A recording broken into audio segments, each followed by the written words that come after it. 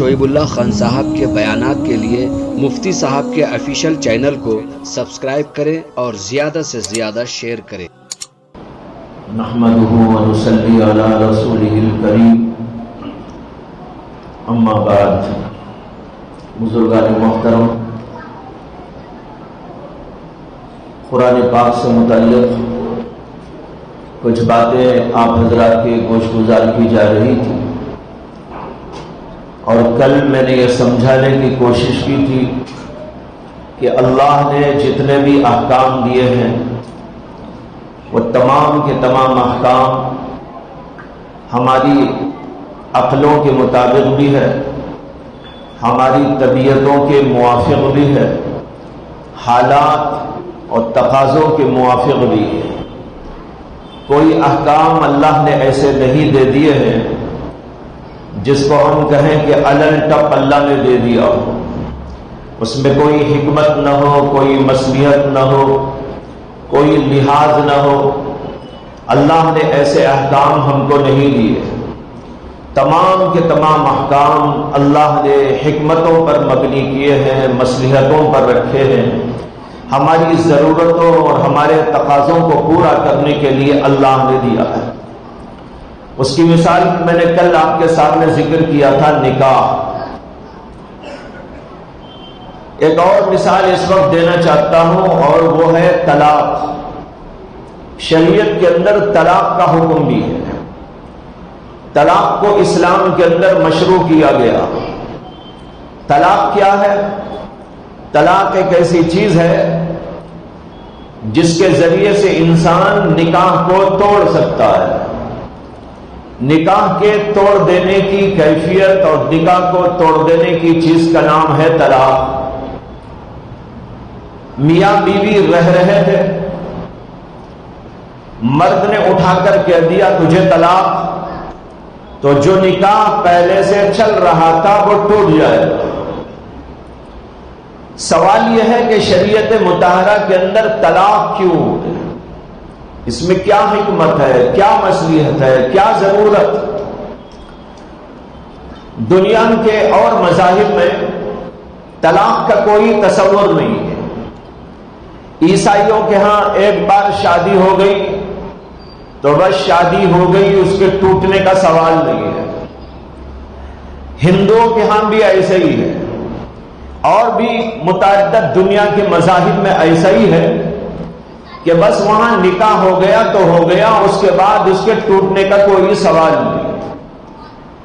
لیکن اسلام چونکہ ایک عقلی مذہب ہے، انسانوں کی ضرورت کا اس کے اندر پاس و لحاظ ہے، ہماری مصلحتوں کی اس کے اندر رعایت ہے، اور انتہائی مکمل مذہب ہے۔ وہ مذاہب تو ادھورے ہیں، کوئی بات ہے کوئی بات نہیں ہے۔ ہمارا اسلام تو مکمل ہے۔ اس لیے مکمل ہونے کی وجہ سے شریعت کے اندر جہاں نکاح کا حکم ہے وہی طلاق کا بھی موجود ہے۔ وجہ کیا ہے؟ وجہ دراصل یہ ہے کہ فرض کیجئے کہ ایک نکاح ہوا، میاں بیوی رہنے لگے، لیکن دونوں کی طبیعتوں کے اندر موافقت نہیں پیدا ہوئی۔ اس کا مزاج اس سے نہیں ملتا اور اس کا مزاج اس سے نہیں ملتا۔ اب یہاں شریعت کہتی ہے کہ مزاج نہ ملے تو فوراً طلاق نہیں دینا ہے، بلکہ یہاں کوششیں کرنا ہے۔ جو دنیا کے لحاظ سے کوششیں ہو سکتی ہیں اس کے اندر معافی کا حکم دیا گیا، درگزر کرنے کا حکم دیا گیا، موافقت پیدا کرنے کی تعلیمات دی گئی، کچھ برداشت کرنے کے لیے کہا گیا۔ ٹھیک ہے بھائی، اس کا مزاج تم سے نہیں جڑتا، اس کا مزاج تم سے موافقت نہیں کرتا، لیکن یہاں صبر سے کام لو، ایک دوسرے سے درگزر سے کام لو، ایک دوسرے کو انگیز کرنے کے لیے کوششیں کرتے رہو۔ اسلام نے ساری تعلیمات دی۔ جو آدمی ان تعلیمات کے اوپر عمل کرے تو کہیں نہ کہیں جا کر انشاءاللہ موافقت پیدا ہو جائے، اور اگر دونوں مل کر ہی موافقت نہ پیدا کر سکے تو پھر شریعت نے کہا باہر سے موافقت پیدا کرنے کی کوشش کرو۔ کچھ لوگ ان کو سمجھائیں، میاں بیوی کو بٹھا کر سمجھائیں، کس کی غلطی ہے اس کو تنبیہ کریں، اور زندگی گزارنے کے لیے جو اصول ہیں، جو طریقے ہیں، ایک دوسرے کے حقوق ہیں، شوہر کا کیا حق، بیوی کا کیا حق، بیوی کو کس طرح شوہر کے ساتھ رہنا چاہیے، شوہر کو بیوی کے کیا حقوق ادا کرنا چاہیے، شریعت نے کہا کہ سب کچھ ان کو بتاؤ اور سمجھاؤ، اور ان کے دلوں کو، دماغ کو جوڑنے کی کوشش کرو، مزاجوں میں موافقت پیدا کرنے کی کوشش کرو۔ لیکن فرض کیجئے کہ سب کچھ ہونے کے باوجود بھی ایک میاں بیوی ایسے ہیں کہ ان کا مزاج پھر بھی نہیں ملا، نہ یہ اس سے جڑنا چاہتی ہے، نہ یہ اس سے ملنا چاہتا ہے، موافقت کرنے کی تمام صورتیں فیل ہو گئی، ناکام ہو گئی۔ تو جب سب کچھ سمجھا دیا گیا، بتا دیا گیا، سب کچھ کر دیا گیا، جوڑنے کی کوششیں کر دی گئی، اس کے باوجود دونوں میں موافقت پیدا ہی نہیں ہوئی، مزاجوں کے اندر یکسانیت پیدا ہونے کا سوال ہی نہیں اٹھ رہا ہے، نہ یہ اس کا چہرہ دیکھنا چاہتا ہے، نہ وہ اس کا چہرہ دیکھنا چاہتی ہے۔ اب ایسے صورت کے اندر عیسائی مذہب سے پوچھو کیا کرے، ہندو مذہب سے پوچھو بھائی کیا کرے، اور کہتے ہیں بس یوں ہی رہنے دو، مرے کہ جیے، یہ اس کا چہرہ نہ دیکھے، وہ اس کا چہرہ نہ دیکھے، بس یوں ہی زندگی گزرتی رہے۔ اور ان کے یہاں دوسری شادی کی بھی اجازت نہیں ہے، کل کہہ چکا ہوں۔ اب انہی میاں بیوی کو جیسی تیسی زندگی گزارنے کے لیے کہتے ہیں عیسائی مذہب والے بھی، ہندو مذہب والے بھی، دیگر اور مذاہب والے بھی، اور کہتے ہیں کہ بس اس کے اندر موافقت پیدا ہو یا نہ پیدا ہو، وہ اس کا چہرہ نہ دیکھے، بس جیسی بھی چاہے وہ میاں بیوی والی زندگی گزارتے رہتے ہیں۔ یہ ہے دیگر مذاہب کا فیصلہ۔ لیکن شریعت نے، اسلامیہ نے کہا کہ جب ساری تدبیریں ناکام ہو گئی سمجھانے کی، بجھانے کی، موافقت پیدا کرنے کی، پھر بھی موافقت پیدا نہ ہوئی، تو اب ان کے لیے مل کر رہنے کا حکم دینے کے بجائے ان کو کہو طلاق دے کر جدا ہو جاؤ، اور پھر جا کر جہاں تمہاری مرضی ہے وہاں شادی کر لو، اور تم دنیا کے اندر اپنی پاکیزہ زندگی گزار۔ ایسا نہیں کہ بھئی موافقت نہیں ہو رہی ہے تب بھی جو ہے مل کر ہی رہنا ہے، وہ اس کا چہرہ نہ دیکھے، وہ اس کا چہرہ نہ دیکھے، وہ کھانا پکا کے نہ دے یا اس کے ساتھ بستر پہ نہ آئے، لیکن رہیں دونوں یوں ہی۔ یہ زندگی ہوئی یا موت ہوئی؟ اس کا نام تو موت، لا یموت فیہا ولا یحییٰ کا قصہ ہے۔ جیسے جہنم کے بارے میں اللہ نے کہا وہاں نہ موت ہے نہ زندگی، مریں گے بھی نہیں، اس لیے اللہ نے کہا کہ وہاں موت نہیں، اور وہاں زندگی بھی نہیں، اس لیے کہ وہ زندگی بھی کیا زندگی جو جہنم کی زندگی ہو، اس لیے اللہ نے کہا وہ زندگی کوئی زندگی نہیں، اور وہاں موت بھی آنے والی نہیں۔ تو ایسے ہی منظر ان میاں بیوی کے گھر کا ہو جائے گا جہاں موافقت کسی طور پر بھی نہیں ہو رہی ہے، تو اب یہ مل کر رہنے کی بات ان سے کہی جائے تو اس کا قصہ تو ایسے ہوگا، لا یموت فیہا ولا یحییٰ، نہ زندگی ہی ہے نہ موت ہے۔ اس لیے شریعت مطہرہ نے ہماری مصلحتوں، ہمارے تقاضوں، ہماری فطرت، ہمارے حالات، ان سب کو پیش نظر رکھ کر حکم صادر فرمایا کہ تمام تدبیریں ناکام ہو جائے اور ملنے کا کوئی سوال نہ پیدا ہو، موافقت کا سوال نہ پیدا ہو، تو پھر یہاں پر طلاق کو رکھا گیا ہے۔ طلاق کے ذریعے اس رشتے کو توڑ دیا جائے، نکاح کے رشتے کو ختم کر دیا جائے، اور پھر دونوں کو کہا جائے کہ بھائی تیری مرضی سے تو جہاں چاہے جا کر شادی کر لے، اچھی زندگی گزار لینا، تو جہاں مناسب سمجھے وہاں پر شادی کر کے تو اچھی زندگی گزارنا، تاکہ دونوں کو سکون ملے اور دنیا کے اندر اچھی زندگی گزار سکے۔ یہ ہے بھائیوں طلاق کا مفہوم۔ اس تشریح کے ساتھ آپ نے جو طلاق کی بات سمجھی ہے، آپ کو اس کے اوپر کوئی اشکال پیدا ہوتا ہے، یا ہم دل سے کہیں گے کہ واقعی ایسا ہی ہونا چاہیے، شریعت تو ایسی ہی ہونی چاہیے، جس میں ہماری رعایتیں موجود ہیں. اور یہیں سے یہ بھی سمجھ میں آتا ہے وہ شریعت ناقص شریعت ہوگی جس کے اندر طلاق کا قانون موجود نہ ہو. وہ کانسٹیٹیوشن ناکام کانسٹیٹیوشن ہے. وہ کانسٹیٹیوشن بالکل ناقص کانسٹیٹیوشن ہے جس کے اندر طلاق کے بارے میں کچھ نہ آیا ہو. طلاق آئے تب یہ کانسٹیٹیوشن اور یہ قانون مکمل قانون ہوگا. اور شریعت مکمل قانون ہے اس لیے اس کے اندر اس کا بھی حکم رکھا گیا ہے. لیکن اسی کے ساتھ شریعت نے یہ بھی کہا کہ اس کو استعمال کرنے کے لیے بڑے قوانین ہیں. یہ نہیں کہ کوئی الگ تک اس کو استعمال کرنے لگے. شریعت طلاق کو ایسا سمجھتی ہے جیسے کہ گھر میں رکھی ہوئی چھری، گھر میں رکھی ہوئی چھری جس کو آپ ضرورتاً کاٹنے کے لیے استعمال کرتے. لہذا یہ بھی جہاں ضرورت پڑے طلاق وہاں استعمال کرنا ہے، لیکن جہاں ضرورت نہ ہو وہاں طلاق استعمال کرے گا شریعت کہتی ہے حرام. بے ضرورت استعمال کرے گا شریعت کہتی ہے کہ اس طرح بے ضرورت طلاق دینے والا مجرم ہے اور گنہگار. اب دیکھو کتنا بہترین قانون ہے کہ ایک طرف ہماری ضرورتوں کی وجہ سے شریعت کے اندر طلاق کو رکھا بھی گیا، لیکن یہ بھی کہہ دیا گیا کہ بے ضرورت نہیں استعمال کر سکتے، غلط جگہ استعمال نہیں کر سکتے، بےہودہ طریقے پر استعمال نہیں کر سکتے. اس کے لیے قوانین بنا دیے گئے. قانون کیا بنایا گیا؟ شریعت نے کہا کہ اگر میاں بیوی کے درمیان میں کچھ گڑبڑ چل رہی ہو اور موافقت نہ پیدا ہو رہی ہو تو وہاں سب سے پہلے ہے واضح نصیحت کرو، سمجھاؤ، ان کے دلوں کو دماغ کو بنانے کی کوشش کرو. اگر عورت نے پھر بھی تسلیم نہ کیا تو شریعت نے وہاں پر کہا کہ مرد اسے اپنے بستر سے الگ کر کے ذرا سا اس کے دل کے اوپر بات ڈالنے کی کوشش کرے. اگر اس پر بھی وہ تیار نہ ہوئی ہلکی پھلکی ضرب لگانے کی اجازت دی گئی. ہلکی پھلکی کا مطلب حضرت سیدنا عبداللہ بن عباس رضی اللہ عنہ سے پوچھا گیا کہ مارنے کا کیا مطلب ہے؟ تو انہوں نے کہا مسواک کی کاڑی سے مارنا. اب تو لوگ ڈنڈے سے مار دیتے ہیں. شریعت ڈنڈے سے مارنا نہیں کہہ رہی ہے.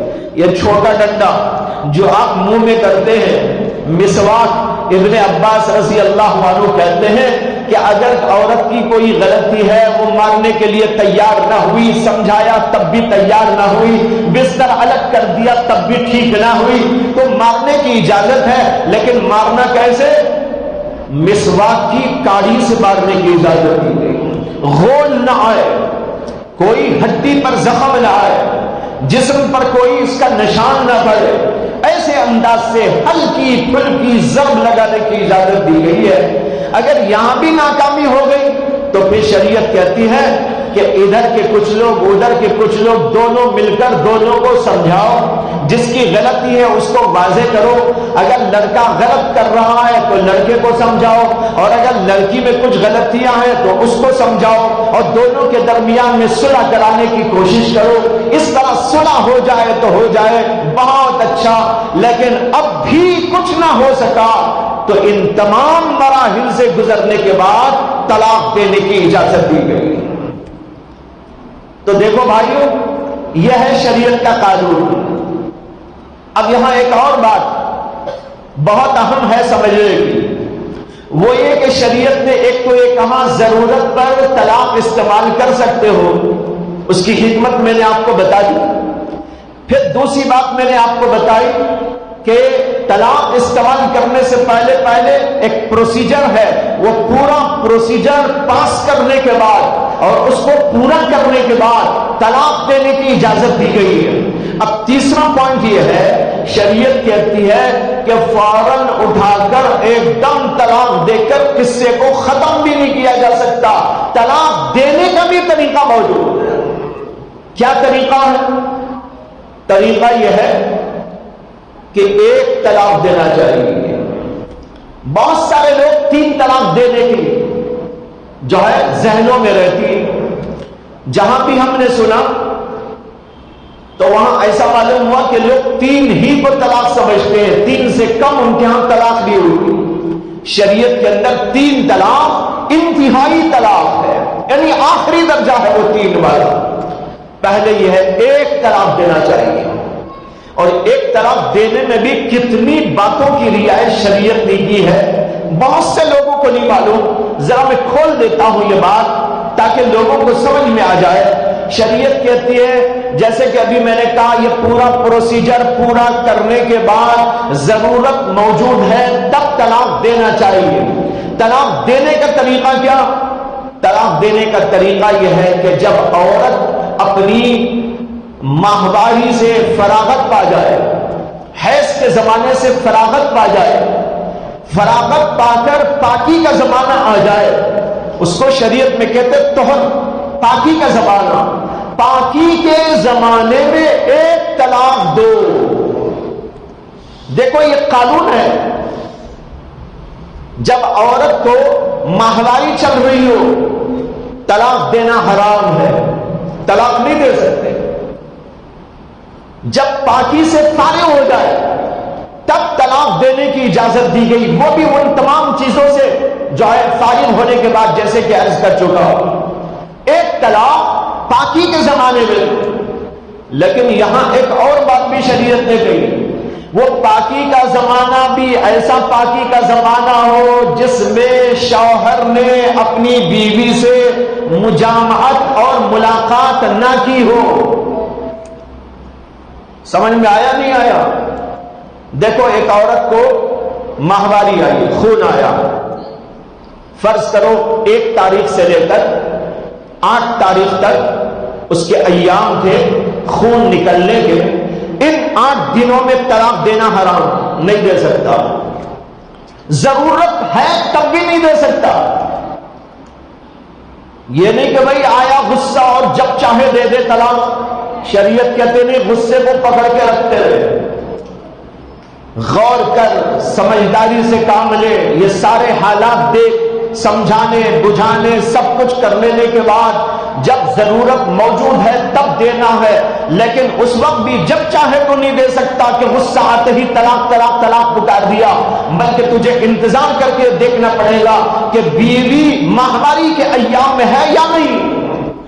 ماہواری کے ایام چل رہے ہیں، طلاق دینا حرام ہے۔ اچھا طلاق، اس کے بعد ماہواری ختم ہو گئی، 8 دن تک ماہواری خون آیا، اس کے بعد ختم ہو گیا، ختم ہوتے ہی بغیر ملاقات کرے اگر طلاق دے دیا تب تو یہ حلال طلاق۔ لیکن اگر پاکی کے زمانے کے بعد میاں نے بیوی سے ملاقات کر لی، 1 دن کے بعد 2 دن کے بعد ملاقات کر لی، تو ملاقات کر لینے کے بعد پاکی کے زمانے میں بھی طلاق دینا حرام ہے۔ دیکھ رہے ہیں کتنے مسئلے ہیں۔ اب لوگ تو طلاق کو مذاق بنا گئے، مذاق کی طرح استعمال کر رہے ہیں، بیٹھے بیٹھے طلاق، اٹھے اٹھے طلاق، کھانے پہ طلاق، پینے پہ طلاق، بستر پہ طلاق، نمک کے اوپر طلاق، مرچی پہ طلاق، نمک کم ہو گیا طلاق، مرچی کم ہو گئی یا زیادہ ہو گئی طلاق، عورت نے کوئی زبان سے ایک بات کہہ دی طلاق۔ بھائیوں اتنا بڑا نظام ہے شریعت کے اندر طلاق کا، مستقل ایک ٹاپک ہے، اس کو پڑھنا پڑے گا۔ میں نے وضاحت کی اس کی آپ کے سامنے بہت اختصار کے ساتھ، تو میں نے ایک بات یہ کہی کہ ماہواری میں طلاق دینا حرام، ماہواری کے بعد طلاق دے سکتا ہے، لیکن اس ماہواری کے بعد بھی پاکی کے زمانے میں ملاقات نہ کرے، یعنی میاں اور بیوی کی جو ملاقات ہوتی ہے وہ نہ ہو، تب طلاق دے سکتا ہے۔ اور میاں بیوی نے ملاقات کر لی تو اس پاکی کے زمانے میں بھی طلاق دینا حرام۔ تو اس طرح یہ تمام شرائط کے ساتھ 1 طلاق دے سکتا ہے۔ پاکی کے زمانے میں 2 طلاق ایک دم دے دیا حرام، پاکی کے زمانے میں 3 طلاق ایک بار دے دیا حرام۔ کتنے حرام ہیں سمجھ میں آ رہا نا؟ ماہواری میں طلاق دینا حرام، پاکی کے زمانے میں ملاقات کرنے کے بعد طلاق دینا حرام، پاکی کے زمانے میں بغیر ملاقات بھی 2 طلاق دینا حرام، 3 طلاق دینا حرام. اتنے قوانین ہیں شریعت مطالعہ کے. تو اب پاکی کے زمانے میں 1 طلاق دے کر چھوڑ دے, 1 مہینے تک انتظار کرے. 1 مہینے میں اگر میاں کو سمجھ میں آ گیا دوبارہ مل لینا چاہیے, رجوع کر لینا چاہیے. شریعت کہتی ہے مل لو, رجوع کر لو اور اپنی زندگی آگے کی گزار لو, بہت اچھا ہے. یا عورت نے چاہا معافی مانگ لی اور دونوں آپس کے اندر رضامند ہو گئے اور زندگی کرنے کو پھر دوبارہ تیار ہو گئے, تو 1 طلاق دینے کے بعد رجوع کرنے کا حق ہوتا ہے, لہذا رجوع کر لے. لیکن 1 مہینے میں بھی اگر دونوں کو سمجھ میں نہیں آیا, نہ مرد کو سمجھ میں آیا نہ عورت کو سمجھ میں آیا, تو پھر 1 مہینے کے بعد 1 طلاق دے سکتا ہے انہی شرائط کے ساتھ جو ابھی میں نے بتا دیا. پھر اس کے بعد دونوں کو پھر موقع ہے دوسری طلاق کے بعد بھی, چاہے تو رجوع کر لے, سمجھداری سے کام لے لے, معافی تلافی کر لے. اگر دونوں کو سمجھ میں آ گیا دوسری طلاق کے بعد اور دونوں پھر آپس میں مل گئے, یہ بھی رجوع کا حق ہے, بغیر کسی نکاح کے دونوں آپس میں رہ سکتے ہیں, اس کا نام ہے رجوع. لیکن دوسرے مہینے میں بھی سمجھ میں نہیں آیا, یہاں تک کہ اب تیسرا مہینہ لگا تو اس میں 1 طلاق اور دے گا, تیسری طلاق. جب تیسری طلاق دے دے گا رجوع کا کوئی حق نہیں رہتا. یہ ہے پروسیجر طلاق دینے کا. اس کے اندر کیا حکمتیں ہیں, تھوڑا سا اس کے اوپر روشنی ڈالنا چاہتا ہوں. اس سے اندازہ آپ کو ہوگا کہ شریعت کوئی الگ قانون نہیں ہے, یوں ہی اٹھا کے کچھ نہیں کہہ دیا گیا ہے. بڑی رعایتیں, بڑی مصلحتیں ہمارے تقاضوں کو سامنے رکھ کر اور ہماری ہر چیز کو پیش نظر رکھ کر اللہ تبارک و تعالیٰ نے ایک قانون نازل فرمایا. اس کے اندر کیا حکمت؟ پہلے دیکھیے, میں نے کہا تھا کہ ایک دم طلاق تینوں نہیں دے سکتا. ایک دم اگر طلاق دے دے گا رجوع کا حق نہیں رہے گا. ایک دم 3 طلاق جب دے دے گا کٹ ہو جائے گا. اب طلاق دینے کے بعد ایک آدمی کو اگر پشیمانی ہوئی, پچھتاوا ہوا, ارے میں نے کیوں دی, نہیں دینا تھا, یا عورت نے کہا کہ مجھے سدھر جانا تھا, مجھے مان لینا تھا, تو اب دونوں کو دوبارہ ملنے کی کوئی چانس موجود نہیں ہے 3 طلاق کے بعد. اس لیے شریعت کہتی ہے چانس تم کو دی جا رہی ہے, اس چانس کو گنوانے کی ضرورت نہیں, اس کو باقی رکھو. 1 طلاق 1 طلاق 1 طلاق اس طرح دینا چاہیے. ایک دم طلاق دینے کی کوشش نہ کرو ورنہ تمہاری یہ چانس ختم ہو جائے. ایک بات. دوسری بات میں نے آپ کو بتائی تھی کہ ماہواری میں طلاق دینا جائز نہیں. جب عورت کو خون آ رہا ہے, خون جب آتا ہے عورت کو تو میاں بیوی کی ملاقات ویسے بھی بند رہتی ہے, شریعت کا قانون بھی. اور پھر وہ ایام ایسے ہوتے ہیں کہ عورت کچھ ایسے حال میں ہوتی ہے جس کو ہم کہہ سکتے ہیں کہ بے حال ہے, اس کا حال بے حال ہے. اور ایسی صورت میں مرد کو ہو سکتا ہے کہ تب ان کراہت آئے, تب ان اس سے کچھ نفرت رہے اور اسی طبعی تقاضے سے دے دے طلاق. اس لیے شریعت کہتی ہے طبعی تقاضے سے طلاق نہ دو, عقلی تقاضے سے طلاق دو. کس کے تقاضے سے؟ عقل سے, سوچ کر سمجھ کر دو. یہ نہیں کہ جناب عورت ایسی ہے, اب اس کو ایسا ہے, خون آ رہا ہے, اس کے بازو نہیں جا سکتا, اس کے پاس ایسا ہے ایسا ہے, اس سے نفرت آ کر طلاق دے دے. شریعت کہتی ہے نہیں دینا چاہیے, اس لیے کہ بعد میں تمہیں پچھتانا ہو سکتا ہے, لہذا اس صورت میں طلاق ہے. اچھا, جب پاکی کا زمانہ آ جائے, شریعت کہتی ہے کہ پاکی کے زمانے میں طلاق ضرورتاً دے سکتے ہو, لیکن وہ پاکی کے زمانے میں بھی ملاقات نہیں ہونی چاہیے. وجہ کیا ہے؟ اگر میاں بیوی کی ملاقات ہو گئی, 8 دن 10 دن سے میاں بچتے بچاتے آ رہا تھا, ملاقات نہیں ہو سکتی تھی. شریعت میں قانون ہے کہ ماہواری کے ایام میں میاں بیوی مل نہیں سکتے. وہ 8 دن 10 دن گزرتے ہی میاں بیوی کی ملاقات ہو گئی, اپنی خواہش پوری ہوگی، خواہش پوری ہونے کے بعد اگر ان پاکی کے زمانے میں طلاق دیتا ہے تو یہاں بھی یہ اشکال ہو سکتا ہے، دل کے اندر یہ خلش ہو سکتی ہے کہ چونکہ میاں بیوی مل کر اپنی خواہشات کو پورا کر چکے ہیں، اس لیے اب خواہش پوری ہونے کے بعد وہ طلاق دے رہا۔ اس سے شریعت کہتی ہے اگر ہمت ہے تو بغیر ملاقات کے طلاق دو، تب یہ سمجھ میں آئے گا کہ واقعی تم ضرورت مند ہو، ضرورتاً دے رہے ہو، ورنہ ہو سکتا ہے کہ ضرورت پوری کر لی اور اس کے بعد طلاق دے رہا۔ دیکھنے کتنی رعایتیں شریعت مطہرہ کر رہی ہے، اور ان ساری رعایتوں کے ساتھ ہم کو یہ قانون عطا کیا گیا ہے تاکہ ضرورتاً استعمال کرے، بے ضرورت استعمال نہ کرے، اور کہیں اس کا استحصال نہ ہو جائے اور اس کو کوئی آدمی الٹا سیدھا استعمال نہ کر لے۔ اس طریقے پر یہ قانون نے ہم کو، شریعت نے ہم کو قانون عطا فرمایا۔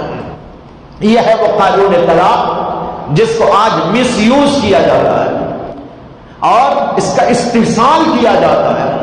مرد لوگ بے تحاشا طلاق دینے لگتے ہیں، کوئی رعایت ان چیزوں کی نہیں جو ابھی میں نے بتائی۔ جوش آیا، ہوش کھویا، غصہ آیا اور غصے کے اندر بے تحاشا 3 طلاق بول کر چلا گیا۔ کہاں ہے اجازت؟ کہاں ہے قانون شریعت؟ قانون تو وہ ہے جو ابھی آپ کے سامنے رکھا گیا۔ ان تمام قوانین کو توڑ کر ایک آدمی غصے میں بے تحاشا طلاق پہ طلاق بولتا جاتا ہے، اور ایسے بھی واقعات سننے میں آتے رہتے ہیں کہ لوگوں نے پتہ نہیں کتنی طلاقیں دے دی، طلاق کی گنتی ہی نہیں ان کے پاس۔ ہمارے ہاں قصہ آیا تھا میاں بیوی کا، عورت نے بتایا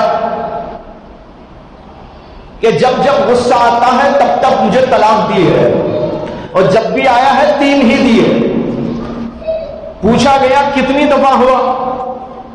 کہاں کہ ہو سکتا ہے کہ 50-60 دفعہ ہو گیا ہو۔ ہر دفعہ پر 3 طلاق، 50-60 دفعہ کی کتنی طلاق ہو گئی آپ خود ہی اندازہ لگا لیجیے۔ لیکن پھر بھی میاں بیوی رہ رہے ہیں، حرام ہے، ناجائز ہے۔ 3 طلاق کے بعد میاں بیوی نہیں رہتے، اسی لیے شریعت نے کہا تھا الگ الگ طلاق دو تاکہ انسان کو غور و فکر کا موقع مل جائے۔ ایک طلاق دینے کے بعد 1 ماہ تک چھوڑے رکھو، مرد کو بھی سمجھ میں آئے گا طلاق جو میں نے دی ہے وہ غلط ہے یا صحیح دی ہے، عورت کو بھی یہ سمجھ میں آئے گا کہ مجھے جو طلاق پڑ گئی ہے یہ طلاق مجھے پڑ جانے میں کچھ معذور ہوں، مجبور ہوں، یا یہ کہ میرا شوہر ظالم ہے اس نے مجھ کو دے دیا ہے۔ دونوں کو موقع ملے گا غور و فکر کا۔ ادھر شوہر جب دیکھے گا طلاق دینے کے بعد بیوی الگ ہے، کھانا پکانے کوئی نہیں، کپڑے دھونے کوئی نہیں، گھر بار سنبھالنے کوئی نہیں، بچوں کی دیکھ بھال اور دیکھ ریکھ کے لیے کوئی نہیں۔ اب جب میاں طلاق دے چکا 1 طلاق، اور میاں طلاق دینے کے بعد بیوی الگ ہو گئی، اب بیوی کے الگ ہونے کے بعد مرد کو پتہ چلے گا بیوی کی نعمت کتنی بڑی نعمت ہے۔ کھانا پکا کے دیتی تھی، گھر بار کو سنبھالتی تھی، تمام ضروریات کی حفاظت کرتی تھی۔ مرد صبح سے شام تک ادھر ادھر گھوم کے آتا تھا، تمام اس کی ضرورت کا لحاظ یہ کرتی تھی۔ آج جب بیوی اس کے ساتھ موجود نہیں ہے تب اسے قدم قدم پہ احساس ہو رہا ہے میں نے بہت بڑی غلطی کی، طلاق دے کر مجھے نہیں دینا چاہیے تھا، چلو رجوع کر لیتے ہیں۔ اب 1 مہینے میں سوچ سمجھ کر وہ رجوع کر لیا، کتنا اچھا ہوا کہ نہیں ہوا۔ اگر کسی کو 1 مہینے میں سمجھ میں نہیں آیا تو دوسرے مہینے میں بھی سمجھ میں آ سکتا ہے، دوسرے میں نہیں سمجھ میں آیا تو تیسرے مہینے میں سمجھ میں آ سکتا ہے، اور پھر میاں بیوی دونوں مل کر رہ سکتے ہیں۔ اس طرح جیسے شوہر کی اپنی غلطی کا اس کو احساس ہو سکتا ہے، موقع سوچنے کا سمجھنے کا مل سکتا ہے، اسی طرح بیوی کو بھی موقع مل سکتا ہے۔ بیوی اگر غلط کار تھی، بیوی کی غلطیاں تھی، بیوی نافرمان تھی، اب اسے طلاق ملنے کے بعد وہ سوچے گی ارے مجھے تو نافرمانی نہیں کرنا چاہیے تھا، بات مان لینا چاہیے تھا، فلاں حرکت مجھے نہیں کرنا چاہیے تھا، دیکھو کیسا ہوا کہ طلاق مل گئی، اب طلاق کے بعد میں اکیلی اس طرح رہ رہی ہوں، وہ ساری باتیں یاد آ کر اس کو بے چین کریں گی اور اسے موقع ہے وہ شوہر کو درخواست کر سکتی ہے کہ میں دوبارہ مل جانا چاہتی ہوں۔ تو بھائیو، یہ ہے شریعت مطہرہ کا انتہائی پاکیزہ قانون۔ آج لوگ اسی کے اوپر اعتراض کر رہے ہیں، اور یہ اعتراض اس لیے ہے کہ ہم لوگوں نے اس کا مس یوز کر کر لوگوں کو بتایا۔ جیسے کہ میں نے کہا، بے تحاشا طلاق، معمولی باتوں پہ طلاق، اور ایک دم طلاق، حالانکہ یہ سب ناجائز تھا، غلط تھا، شریعت کا قانون نہیں تھا، لیکن عمومی طور پر ہم مسلمانوں کی طرف سے اس کے اندر کوتاہیاں ہوئی، اور اس واقعات سامنے آتے رہے، لوگوں کے پاس جاتے رہے، کورٹوں میں جاتے رہے، پولیس اسٹیشنوں میں جاتے رہے، بات کھل کے سامنے آ گئی۔ اب لوگ ہمارے اوپر اعتراض کرنے لگے کہ بھائی ان کے ہاں کا یہ طلاق کا قانون بڑا غلط قانون ہے، ایسا قانون ہے، ویسا قانون ہے۔ حالانکہ قانون غلط نہیں ہے، قانون کو غلط استعمال کرنے والوں کی غلطی، لیکن اسے کون دیکھتا ہے؟ اسے دیکھ کر شریعت مطہرہ کو لوگ بدنام کرنا شروع کر دیتے ہیں۔ تو بھائیو، یہ پاکیزہ قانون ہے، تو جیسے نکاح کا پاکیزہ قانون، اسی طریقے پر شریعت مطہرہ کے اندر یہ طلاق کا قانون بھی بڑا پاکیزہ اور ضرورت کے لیے دیا گیا ہے۔ اس کو اگر کوئی استعمال کرنا چاہے، اور یہاں یہ مسئلہ بھی سن لیجیے، جو لوگ بھی شادی شدہ ہوں، جو لوگ بھی شادی شدہ ہوں، ان کو کئی مسائل جاننا فرض ہو جاتا ہے۔ اسلام کے اندر علم حاصل کرنا فرض، یہ تو سب جانتے ہیں۔ طلب العلم فریضۃ علی کل مسلم، ہر مسلمان پر شریعت کا علم جاننا ضروری ہے۔ علماء لکھتے ہیں کہ تمام باتیں تمام پر ضروری نہیں۔ اگر کوئی صاحب زندگی بھر شادی ہی نہ کرنا چاہے تو بیچارے طلاق کا مسئلہ کیوں پڑے؟ جس آدمی کو شادی ہی نہیں کرنا ہو اسے طلاق کا مسئلہ جاننے کی ضرورت نہیں۔ جو آدمی مثال کے طور پر بیکاری نہیں ہے، بزنس مین نہیں ہے، اسے بزنس کے مسائل جاننا ضروری نہیں ہے۔ جاب کر رہا تو جاب کے مسائل جاننا ضروری ہے۔ اگر صنعت و حرفت کر رہا تو وہ مسائل جاننا ضروری ہے، لیکن بزنس کا اس کے تعلق نہیں ہے، اس لیے اس کے مسئلے جاننا اس کے اوپر ضروری نہیں ہے۔ اسی طریقے پر جو آدمی شادی کر لے تو اسے بھی کئی چیزیں شادی بیاہ کے متعلق جاننا ضرور۔ میاں کا کیا حق بیوی پر، بیوی کا کیا حق میاں پر۔ شوہر کو یہ جاننا ضروری ہے کہ میرے اوپر بیوی کے کیا حق ہیں، اور بیوی پر ضروری ہو جاتا ہے کہ شادی کرتے ہی یا شادی سے پہلے ہی وہ جانکاری حاصل کر لے کہ میرے اوپر شوہر کا کیا حق بنتا ہے۔ اسی کے ساتھ یہ مسئلہ بھی جانکاری کا ہے کہ طلاق کا حکم کیا ہے، طلاق کب دی جا سکتی ہے، کن صورتوں میں دی جا سکتی ہے، کس طریقے پر دی جا سکتی ہے۔ جیسے کہ تفصیل ابھی میں نے عرض کی، یہ حضرات فقہاء کرام نے قرآن و حدیث کے روشنی میں لکھی ہے، اسی کی وضاحت میں نے آپ کے ساتھ لکھی، لیکن بیشتر لوگ نہیں جانتے۔ مجھے یاد آ رہا ہے آج سے کئی برس پہلے کی بات، کرنول ایک علاقہ ہے، وہاں پر ایک اجلاس تھا جس کے اندر جو ہے وہ کیا ہے بیرسٹر قسم کے لوگوں کو، لائرز لوگوں کو جوڑا گیا۔ اس اجلاس کے اندر یہ جو مسلم پرسنل کے مسائل، نکاح ہے، طلاق ہے، اور اسی طریقے پر خلا ہے، اور اس طرح کے علمانات، تو وہاں پر مجھے بھی اس پر گفتگو کرنا تھا۔ میں نے اسی انداز سے وہاں لوگوں کے سامنے بات رکھی۔ قانون طلاق کا پس منظر، قانون طلاق کی کیفیت اور حالت اور اس کے احکامات تفصیل کے ساتھ 1 گھنٹے میں میں نے اس کو پیش کیا۔ وہاں جتنا بڑا طبقہ تھا وہ سب کا سب پڑھا لکھا تھا، اور وہ لائرز تھے اور جو ہے پڑھے لکھے سارے لوگ تھے۔ جب بیان ختم ہوا اور بھی علماء وہاں موجود تھے، انہوں نے بھی بیان کیا، تو وہاں ایک لائر صاحب کھڑے ہوئے اور انہوں نے یہ کہا کہ اتنی ساری باتیں شریعت کے اندر طلاق کے بارے میں، خلا کے بارے میں ہیں، یہ میں پہلی دفعہ سن رہا ہوں۔ انہوں نے کہا میں پہلی دفعہ سن رہا ہوں، حالانکہ وہ لائر ہیں، اور لائر ہونے کی وجہ سے لوگ ان کے پاس جاتے ہیں، طلاق کے مسئلے لے کر جاتے ہیں، اور جو ہے مسودہ تیار کراتے ہیں، اور طلاق کے کچھ یہ بھیجے جاتے ہیں، یہ لوگ لکھ لکھ کر بھیجتے رہتے ہیں، پوچھتے ہی نہیں کہ کب دینا چاہیے، کیسا دینا چاہیے، کیا دینا چاہیے، کچھ نہیں، لکھ لکھ کر طلاق دیتے رہتے ہیں۔ مولدار صاحب کھڑے ہو کے کہنے لگے آج مجھے پہلی دفعہ معلوم۔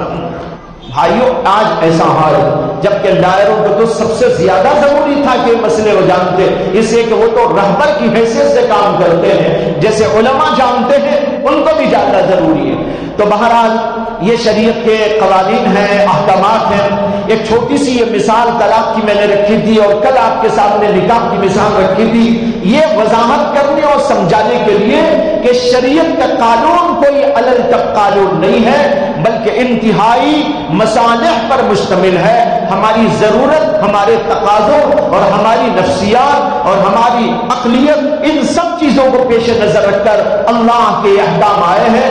یہ مثالاً عرض کیا گیا، ورنہ اگر چاہیں تو ہر ایک قانون کے بارے میں اس طرح کی وضاحت ہو سکتی ہے۔ ہر قانون کوئی سا بھی آپ لے لیں، بیمار کا مسئلہ لے لیں، شادی بیاہ کا مسئلہ لے لیں، اور میاں بیوی کی ازدواجی زندگی کا مسئلہ لے لیں، یا اور کسی ٹاپک کو آپ اٹھا لیں، تمام کے تمام قوانین، یہاں تک کہ جہاد کا حکم لے لیں جس کے اوپر آج بہت واویلا مچایا جاتا ہے، اس کے اوپر اگر بحث کی جائے لوگ کہیں گے کہ واقعی جہاد تو ایسی ضروری چیز ہے کہ اس کے بغیر تو کوئی قانون نہیں ہو سکتا۔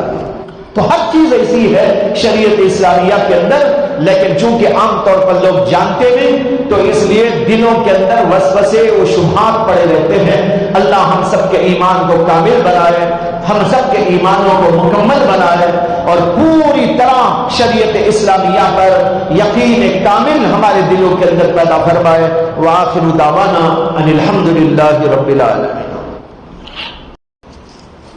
اللهم صل على سيدنا مولانا محمد وعلى آل سيدنا مولانا محمد وبارك وسلم۔ ربنا آتنا في الدنيا حسنة وفي الآخرة حسنة وقنا عذاب النار۔ ربنا لا تزغ قلوبنا بعد إذ هديتنا وهب لنا من لدنك رحمة إنك أنت الوهاب۔ ربنا لا تجعلنا فتنة للقوم الظالمين ونجنا برحمتك من القوم الكافرين۔ ربنا تقبل منا ما كان صالحا وأصلح لنا ما كان فاسدا۔ سبحان ربك رب العزة عما يصفون وسلام على المرسلين والحمد لله رب العالمين۔